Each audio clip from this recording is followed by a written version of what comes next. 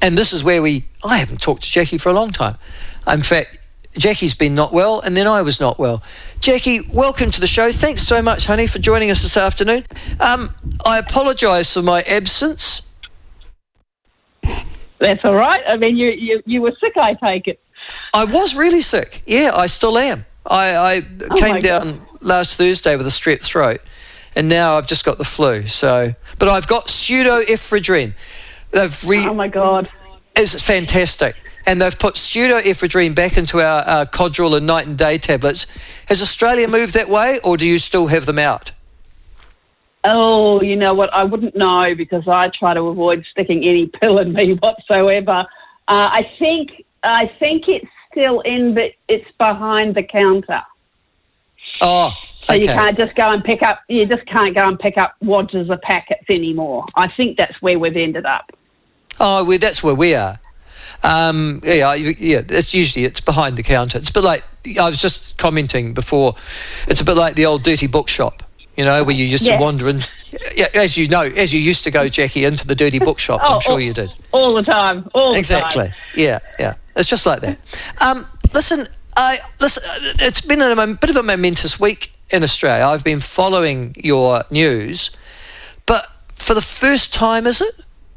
You've now got a quite significant gap between the Liberal National opposition in terms of polling support and Labor.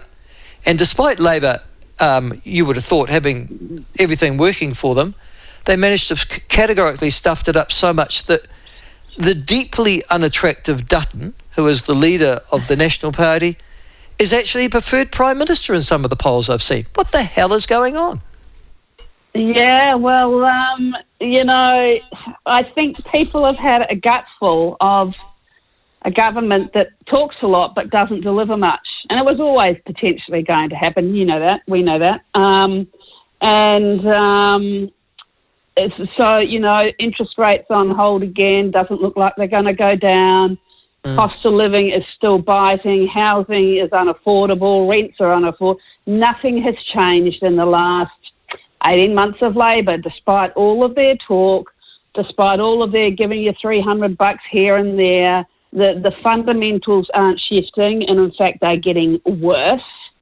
And Dutton has kind of decided to take a big leap and go nuclear in all of the definitions that means. Yes, just to explain to listeners, I'll just explain to listeners, they've announced this week, they were presaging it quite a bit, that they're going to build, is it 7? Take over 7? Yep. Yeah, and they're going to build 7 nuclear reactors in Australia, and that is going to deal with both presumably meeting your 2050, if they're elected, the 2050 carbon zero, or as near to carbon zero as going to get, plus of course deal with the energy deficit that is going to be in Australia. How's that gone down, Jack? Actually, pretty well. Really? Oh, okay. Interestingly, a lot of the some of the coastal communities who are protesting vehemently against the wind farms actually think it's a good idea, because they don't want to be looking at wind farms outside, down the east coast of Australia. Some of the Hunter Valley, which is north of Sydney, communities which were formerly coal, are kind of thinking, well, if this brings jobs and employment and cheaper electricity and potentially new industry, not a bad idea. And of course, it's emission-free, so that's great. So for a country that has long had this weird relationship with nuclear, which I've never been able to understand, I think actually it's a really good call. And it's early days, but I think that, yes, so I think Dutton's approach is it's really go nuclear or go home for them, I think, in terms of the Liberal Party and Nationals. But if you're going to go, you might as well go big. Well, listen, it's a really ballsy thing that Matt Dutton's done, to be fair, and the National Party as well. They could have just hung there, very much like Christopher Luxon, done nothing, said bugger all, and then just let Labor and the cost of living crisis deal to each other and just sort of coasted in by default. But to go out there with a big statement item like that, wow. Yeah, and so it's he only announced that I think on Tuesday, but I've long felt that it's been rather odd that Australia hasn't embraced nuclear, and it came up 10, 15 years ago, and in fact someone shared a post with me that Bob Hawke was really pro-nuclear. So that's how long ago this has been kind of on the agenda. But, Australia makes a mozza of digging up bauxite and sending it around the world to, be processed. The Labor Party's just committed $360 billion to nuclear submarines. Yeah, good point. Yep. So why wouldn't we? So if we're okay with nuclear submarines, why wouldn't we be okay with nuclear generated electricity? It's kind of a no-brainer. And then if you want to go another step forward, we've got one of the most geologically stable continents in the world, and we're already considering taking on nuclear waste from other countries. So, guess what? We're probably ideally primed to take the whole nuclear life cycle from bauxite right through to burying the stuff at the other end. So electricity is, to me, a no-brainer. It's fascinating because that mentality in Australia, just 1,200 miles away from us, a country that we've always thought is quite similar to New Zealand, just slightly brasher. But to have that mentality, and then across the ditch here, Jaqui, we've got people that are worried about a little bit of mining on huge and vast conservation estates in the South Island.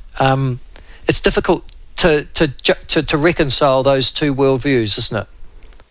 Yeah, yes and no, although I think, Michael, Australia's wealth always has come from what it can dig out of the ground. And I've long said, Australia is a very fortunate country because every time there's a critical mineral or whatever that needs to be, found by the world, I guess everybody in the world just looks at Australia and said, oh, well, they'll find it there. And guess what? They typically do. So, now we've got lithium. Everyone needs lithium or critical minerals. And so the first place everyone goes is, hey, Australia, have you got that? Oh, I don't know. Let's go find out. I'm sure we do. And guess what we do? So Australia's wealth and standard of living, whilst it's declining, has been underpinned by its resources, and 'twas always thus and always will be, and Australians know it. Really, that's one of the reasons. I mean, they say that Australian business is efficient. I've never quite thought that, actually. I've always thought you're right. Your economy is propped up not necessarily on productivity or necessarily smartness or innovation or anything like that. It is propped up by your extraction industries.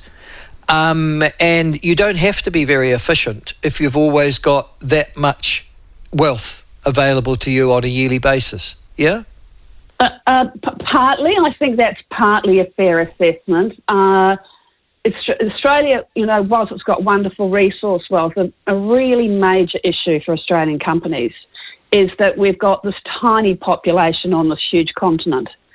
So it's really hard to be efficient when you've got 90% of the population down the East Coast.